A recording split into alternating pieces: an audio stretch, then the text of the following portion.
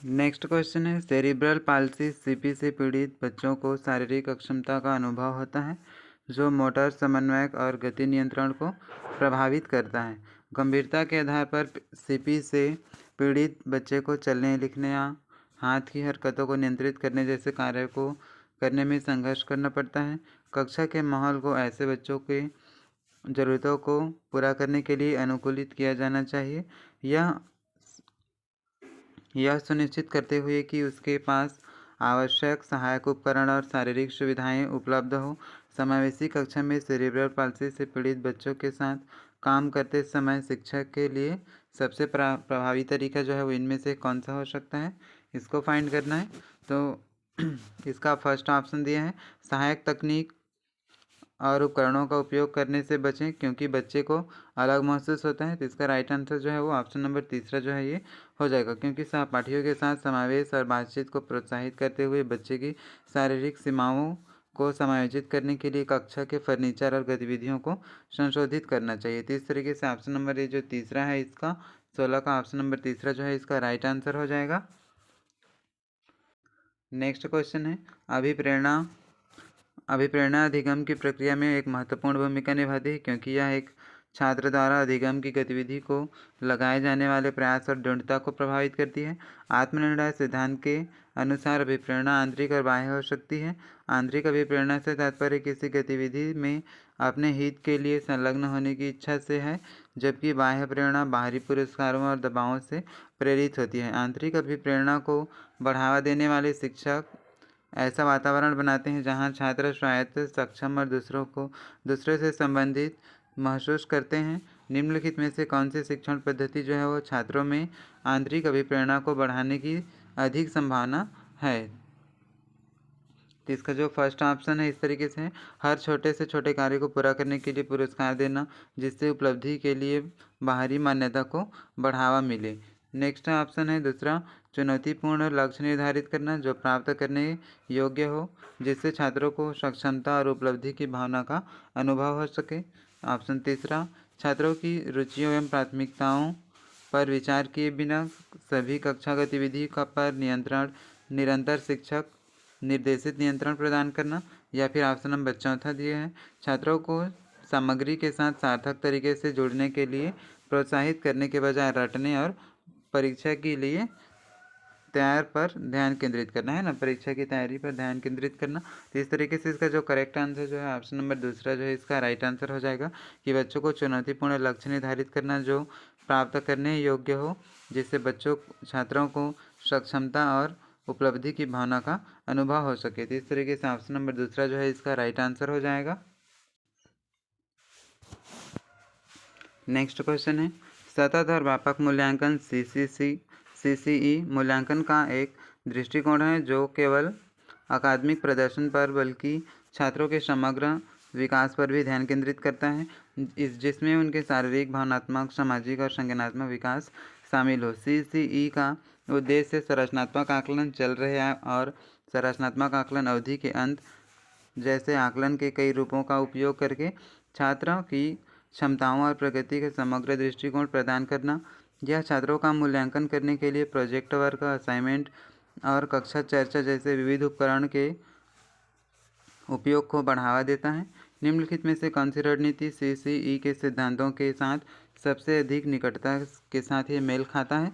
तो इसको आपको फाइंड करना है। तो इसका जो करेक्ट आंसर जो है ऑप्शन नंबर दूसरा हो जाएगा ये, कि पूरे वर्ष छात्र की प्रगति को ट्रैक करने के लिए नियमित क्विज, सहकर्मी मूल्यांकन, स्वमूल्यांकन और शिक्षक अवलोकन का उपयोग करना, विभिन्न क्षेत्रों में अधिगम और सुधार को प्रोत्साहित करना। तो इस तरीके से ऑप्शन नंबर दूसरा जो है इसका करेक्ट आंसर ये हो जाएगा। सीसीई का फुल फॉर्म होता है continuous and comprehensive evolution, CCE का ये फुल फॉर्म है। तो इस तरीके से इसका 18 नंबर क्वेश्चन का राइट आंसर जो है वो ऑप्शन नंबर 2 हो जाएगा। नेक्स्ट क्वेश्चन है 19 नंबर का, व्यक्तिगत अंतर की अवधारणा इस बात पर जोर देती है कि हर बच्चे के विकास और अधिगम का एक अनूठा पैटर्न होता है। शिक्षकों को इन अंतरों को पहचानना चाहिए और छात्रों की विविध आवश्यकताओं को पूरा करने के लिए खाली स्थान प्रदान करना चाहिए। दंड, मानकीकृत, कार्यभार, विभेदित अनुदेशन या फिर एक समान शिक्षण विधियाँ। तो इसका जो करेक्ट आंसर जो है कौन सा हो जाएगा? तो व्यक्तिगत अंतर की अवधारणा पर कौन सी जोर देती है, कौन से ऑप्शन जो है? इसका जो करेक्ट आंसर जो है वो डिफरेंटिएटेड इंस्ट्रक्शन हो जाएगा, यानी कि विभेदित अनुदेशन जो है इसका करेक्ट आंसर ये हो जाएगा।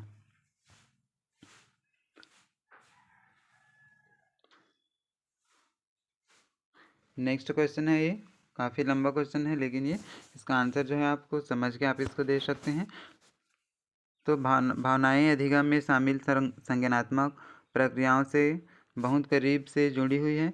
जब बच्चे भावनात्मक रूप से जुड़े होते हैं तो उनकी संरचनात्मक क्षमताएं जैसे कि स्मृति, ध्यान और निर्णय लेने की क्षमता काफ़ी हद तक प्रभावित होती है। उदाहरण के लिए, जब कोई बच्चा चिंतित होता है तो उसे ध्यान केंद्रित करने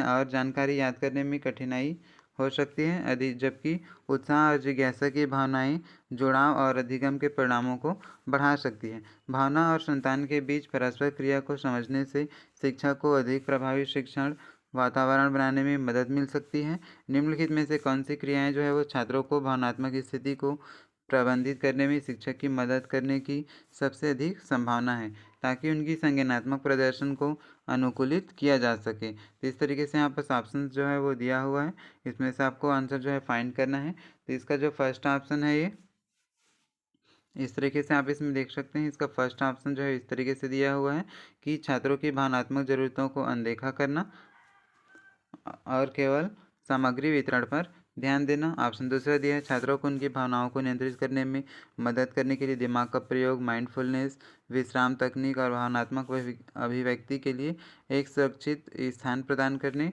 जैसी स्थित विधियों का उपयोग करना, जिससे उनका संज्ञानात्मक प्रदर्शन बेहतर हो। ऑप्शन तीसरा दिया है, छात्रों को व्यस्त रखने और उनकी नकारात्मक भावनाओं से विचलित करने के लिए अतिरिक्त काम और कार्य देना।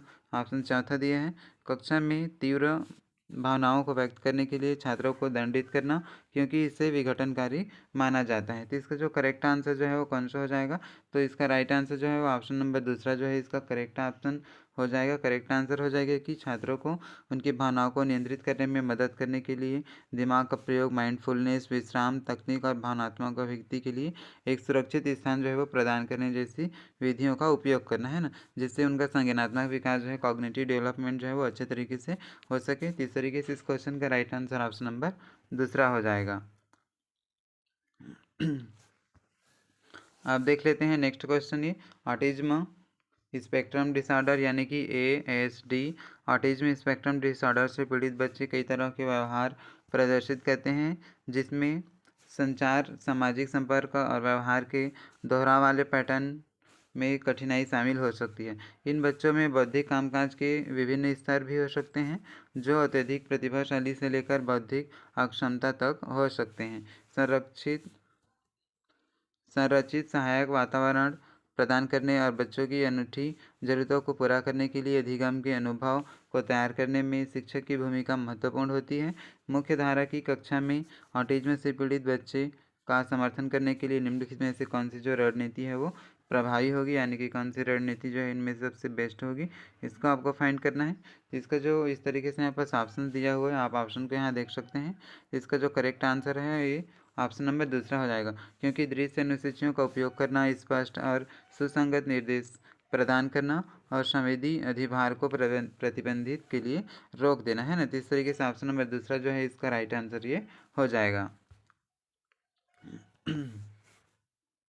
इसी तरीके के आजकल जो सीटेट का एग्ज़ाम हो रहा है इसमें लंबे लंबे क्वेश्चन आते हैं, तो आपको इसी के अनुसार क्या करना है, अपना प्रिपरेशन जो है वो करना है, ताकि जिस तरीके का भी क्वेश्चन है आपको अच्छे से इसमें बना लेना है। तो इस चैनल पर यदि आप पहले बार आए तो इस चैनल को सब्सक्राइब जरूर करें, साथ ही साथ इस वीडियो को लाइक करके अपने सभी फ्रेंड्स के साथ शेयर जरूर करें, क्योंकि इस चैनल पर आपको डेली MCQ क्वेश्चन जो है वो प्रोवाइड किया जाता है, जो कि आपके एग्ज़ाम होने तक इसमें कंटिन्यू वीडियोज़ जो है वो अपलोड किया जाता है। तो इस चैनल को सब्सक्राइब जरूर करें। नेक्स्ट है, हार्वर्ड गार्डनर के बहुबुद्धि सिद्धांत में इस बात पर जोर दिया गया कि व्यक्तियों में अलग अलग तरह की बुद्धि होती है, जैसे भाषाई, तार्किक, गणितीय, संगीतमय और अंतर्वैयक्तिक। एक शिक्षक जो इस सिद्धांत को कक्षा में लागू करता है वह है, तो ऑप्शन ए दिया है, सभी छात्रों के लिए एक ही शिक्षण पद्धति का उपयोग करना। ऑप्शन दूसरा, अलग अलग बुनियादी बुद्धिमत्ता को अलग अलग बुद्धिमत्ता को संबोधित करने के लिए कहानी सुनना, प्रयोग, समूह चर्चा और संगीत आधारित शिक्षण जैसी अधिक विविध गतिविधियों को शामिल करें। ऑप्शन तीसरा दिया है, केवल भाषाई और तार्किक गणितीय बुद्धिमत्ता पर ध्यान केंद्रित करें क्योंकि वे परीक्षाओं के लिए सबसे महत्वपूर्ण है। ऑप्शन नंबर चौथा दिया है, छात्र केंद्रित शिक्षण विधियों से बचें और व्याख्याओं पर भरोसा रखें। तो इसका जो करेक्ट आंसर है कौन सा हो जाएगा? तो ऑप्शन नंबर दूसरा जो है इसका राइट हो जाएगा, क्योंकि अलग अलग बुद्धिमत्ता को संबोधित करने के लिए कहानी सुनाना, प्रयोग करना, चर्चा, समूह चर्चा करना, संगीत आधारित शिक्षण जैसी विविध गतिविधि को शामिल करना। तो इस तरीके से ऑप्शन नंबर दूसरा जो है इस क्वेश्चन का राइट आंसर ये हो जाएगा। नेक्स्ट क्वेश्चन यहाँ पास दिया हुआ है, निम्नलिखित में से कौन सी प्रथाएं शिक्षण और अधिगम के लिए रचनावादी दृष्टिकोण के साथ संरेखित है? ऑप्शन पहला दिया है, तथ्यों और परिभाषाओं को रटकर याद करना। दूसरा, नए ज्ञान के निर्माण के लिए समूह चर्चा को शामिल करने के लिए शिक्षार्थियों को प्रोत्साहित करना। ऑप्शन तीसरा दिया है, शिक्षार्थियों को सही उत्तर प्रदान करना और उनसे याद करने की अपेक्षा करना। या फिर ऑप्शन चौथा दिया है, तो व्यक्तिगत अंतरों पर विचार किए बिना सभी छात्रों के लिए निश्चित कार्यभार का उपयोग करना। तो इस तरीके से यहाँ बस ऑप्शन जो है वो दिया हुआ है। तो इसका जो करेक्ट आंसर जो है वो कौन सा हो जाएगा, इसको आपको फाइंड कर लेना है, जो कि रचनावादी दृष्टिकोण के साथ ही संरेखित होता है। तो इसका करेक्ट आंसर जो है वो ऑप्शन नंबर दूसरा हो जाएगा। ये राइट आंसर, नए ज्ञान के निर्माण के लिए समूह चर्चा में शामिल होने के लिए शिक्षार्थियों को प्रोत्साहित करना। तो इस तरीके से इस क्वेश्चन का जो राइट आंसर है ऑप्शन नंबर दूसरा जो है वो करेक्ट हो जाएगा। नेक्स्ट क्वेश्चन है यहाँ पास दिया हुआ है, वार्षिक परीक्षा के दौरान एक शिक्षक वर्ष के दौरान पढ़ाए गए सभी विषयों के बारे में छात्रों की समग्र समझ का मूल्यांकन करने के लिए तैयारी किए गए एक व्यापक प्रश्न पत्र बनाता है। फिर अंकों का उपयोग छात्रों को रैंक करने और माता पिता को उनकी शैक्षणिक उपलब्धि की रिपोर्ट करने के लिए किया जाता है।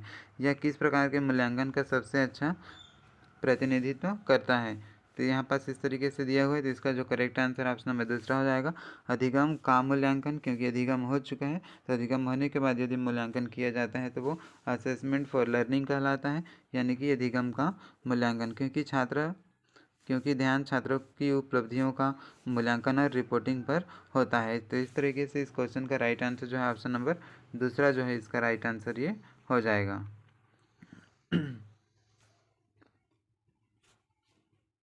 नेक्स्ट क्वेश्चन है, एक कक्षा में विविध सांस्कृतिक पृष्ठभूमि और अलग अलग क्षमताओं वाले छात्र होते हैं, जिसमें सुनने की अक्षम बच्चा भी शामिल होता है। शिक्षक यह सुनिश्चित करता है कि दृश्य सहायता का उपयोग करके सांकेतिक भाषा दुभाषा प्रदान करके और सहकर्मी सहयोग को बढ़ावा देकर सभी छात्रों को सीखने तक एक समान पहुंच मिले। इस परिदृश्य में समावेशी शिक्षा के किस सिद्धांत का प्रदर्शन किया जा रहा है? तो पहला ऑप्शन यहाँ पर दिया हुआ है, अधिगम के परिणामों को बढ़ाने के लिए प्रतिस्पर्धी संबंधी माहौल प्रदान करना। दूसरा, केवल विकलांग छात्रों की ज़रूरतों पर ध्यान केंद्रित करना। तीसरा, उनकी विविध ज़रूरतों को संबोधित करने के लिए सभी शिक्षार्थियों के लिए समान अवसर सुनिश्चित करना। या फिर ऑप्शन नंबर चौथा, बेहतर सहायता के लिए विकलांग छात्रों को विशेष कक्षाओं में अलग करना। तो इसका राइट आंसर जो है ऑप्शन नंबर तीसरा जो है इसका राइट आंसर हो जाएगा। नेक्स्ट क्वेश्चन है, एक कक्षा में विविध सांस्कृतिक पृष्ठभूमि और अलग अलग क्षमताओं वाले छात्र होते हैं, जिसमें सुनने में अक्षम बच्चा भी शामिल होता है। शिक्षक यह सुनिश्चित करता है कि दृश्य सहायता का उपयोग करके सांकेतिक भाषा दुभाषा प्रदान करके सहकर्मी सहयोग को बढ़ावा देकर सभी छात्रों को सीखने तक समान पहुंच मिले।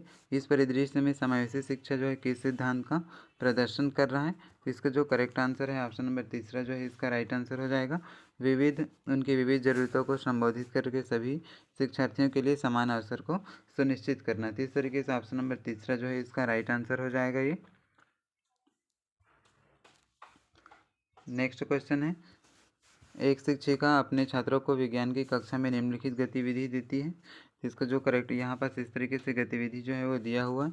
इसका राइट आंसर है ऑप्शन नंबर दूसरा हो जाएगा। समस्याओं का विश्लेषण करने, विकल्पों का मूल्यांकन करने और निर्णयों को सही ठहराने की क्षमता। तो इस तरीके से ऑप्शन नंबर दूसरा जो है इसका राइट आंसर हो जाएगा। नेक्स्ट क्वेश्चन है, सामाजिक अध्ययन की कक्षा में एक शिक्षक शिक्षा में प्रौद्योगिकी के उपयोग पर दो विपरीत राय प्रस्तुत करता है। छात्रों से इस तरीके से प्रश्न जो है पूछा जाता है। तो इसका जो करेक्ट आंसर जो है कौन सा हो जाएगा? तो ऑप्शन नंबर तीसरा जो है इसका राइट आंसर हो जाएगा। तर्कों का विश्लेषण करके और एक स्वतंत्र निष्कर्ष बनाकर तर्क शैली विकसित करने का इसमें प्रयास किया जा रहा है। तो इस तरीके से ऑप्शन नंबर तीसरा जो है इसका राइट आंसर ये हो जाएगा।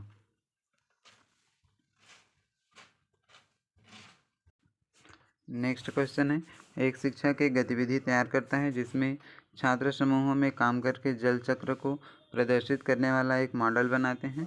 गतिविधि के बाद छात्रों को रचनात्मक सटीकता और प्रस्तुति जैसे मानदंडों के आधार पर अपने साथियों के मॉडल का मूल्यांकन करने के लिए कहा जाता है कि वे इस बात पर भी विचार करते हैं कि उन्होंने गतिविधि के दौरान क्या सीखा। यह किस प्रकार का मूल्यांकन को दर्शाता है?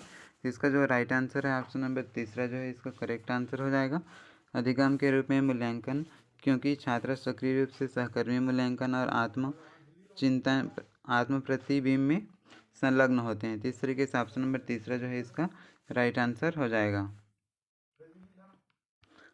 इस तरीके से आज के इस वीडियो में हमने 30 MCQ क्वेश्चन सॉल्व कर लिए, जो कि आपके बाल विकास के लिए CDP जो कि 14 दिसंबर को आपका एग्जाम होने वाला है, इसके लिए बहुत ही ज़्यादा इंपॉर्टेंट है। तो ये वीडियो पसंद आया तो इस वीडियो को लाइक ज़रूर करिए। साथ ही साथ इस चैनल पर पहले बार आए हैं तो चैनल को सब्सक्राइब करके नोटिफिकेशन ज़रूर ऑन कर लीजिए, जिससे इसी तरीके के नए नए वीडियो का नोटिफिकेशन आपको